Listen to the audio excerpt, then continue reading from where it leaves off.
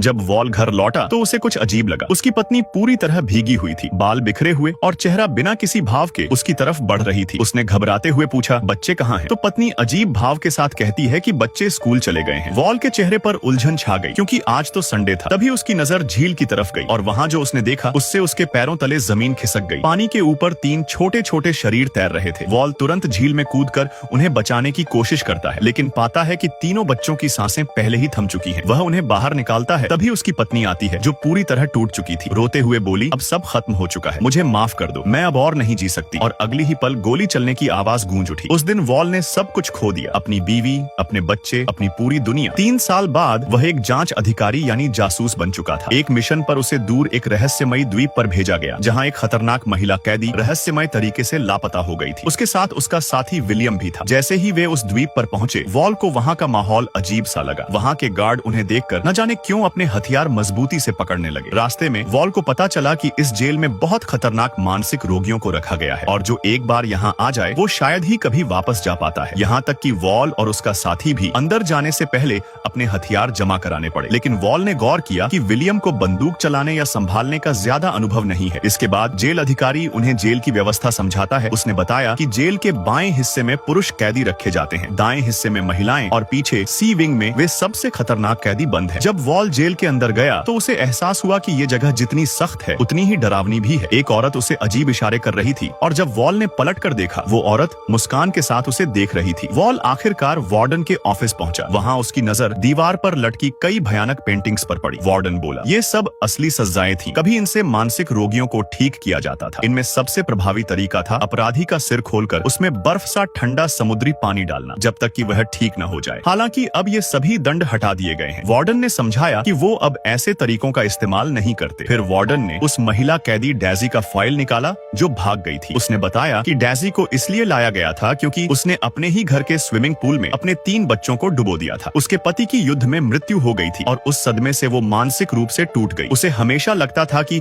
उसके बच्चे अब भी जिंदा हैं और ये जेल उसी का घर है। वार्डन ने डेजी की फोटो वॉल को दी, लेकिन जैसे ही वॉल ने उस फोटो को देखा, उसका पति और उसके बच्चे का दृश्य उसकी आंखों के सामने आने लगे। उसके सिर में तेज दर्द उठा। उसने बस वार्डन से दर्द की दवा ली। वो समझ नहीं पाया कि ये सब उसे क्यों दिख रहा है और पूछा कि क्या उन्होंने हर जगह तलाश की है। वार्डन बोला कि उन्होंने पूरे द्वीप की तलाशी ली पर कोई निशान नहीं मिला और डेजी के कमरे के दरवाजे और खिड़कियां अंदर से बंद थीं। ऐसा लगता था जैसे वो हवा में गायब हो गई हो। वॉल को ये सब बहुत अजीब लगा। वार्डन उसे लेकर डेजी के कमरे में पहुंचा। जांच के बाद उन्हें केवल दरवाजे के पीछे छुपी 2 जोड़ी जूते मिलते हैं और हैरानी की बात यह होती है कि दोनों जोड़ी जूते पुरुषों के थे। इसी दौरान वॉल को एक और चीज दिखाई देती है।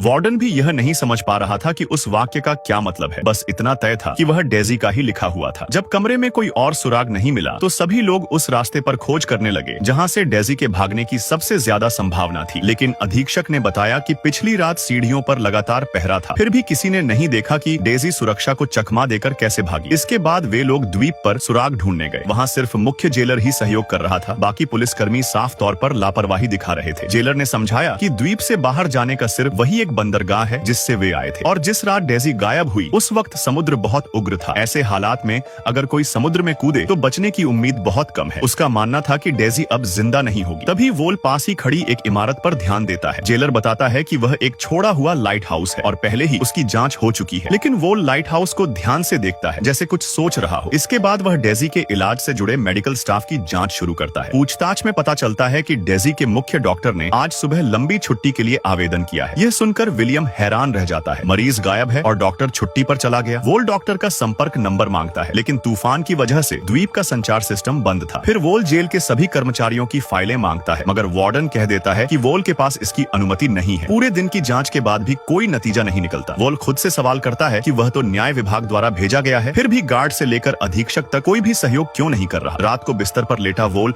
उस कागज को देखता है और गहरी सोच में डूब जाता है। उसे यकीन है कि डेजी सबकी नजरों के सामने अचानक गायब नहीं हो सकती। जरूर किसी ने उसकी मदद की है और सभी लोग कुछ छिपा रहे थे। वह सच्चाई जानने के लिए बेचैन हो जाता है। इसी दौरान उसे नींद आ जाती है और वह अपने बरसों पहले खोई हुई पत्नी का सपना देखता है। सपने में उसकी पत्नी उसे शराब पीने के लिए बोलती है, लेकिन अचानक शराब की बोतल गायब हो जाती है। वह अजीब बातें कहती है। जब वोल खिड़की की ओर मुड़ता है तो डर के मारे देखता है कि उसकी पत्नी की पीठ पूरी तरह जली हुई है। वह उसे गले लगा लेता है, लेकिन तभी कमरे में राख उड़ने लगती है। कुछ ही देर में उसकी पत्नी भी राख बनकर गायब हो जाती है। अजीब बात यह होती है कि वोल के हाथ पानी से भरे होते हैं। वह घबराकर जाग जाता है और पता चलता है कि छत से पानी टपक रहा था। अगले दिन वोल उन मरीजों से पूछताछ करता है जो डेजी के संपर्क में आए थे। उनमें से एक महिला मरीज को कुछ पता होता है। जब विलियम पानी लेने जाता है तो वह महिला वोल की नोटबुक छीनकर उसमें कुछ लिख देती है। दोनों को पता नहीं था कि विलियम सब देख रहा था। इसके बाद वोल महिला से मैल्कम नाम के व्यक्ति के बारे में पूछता है, लेकिन महिला डर जाती है, सिर हिलाकर मना करती है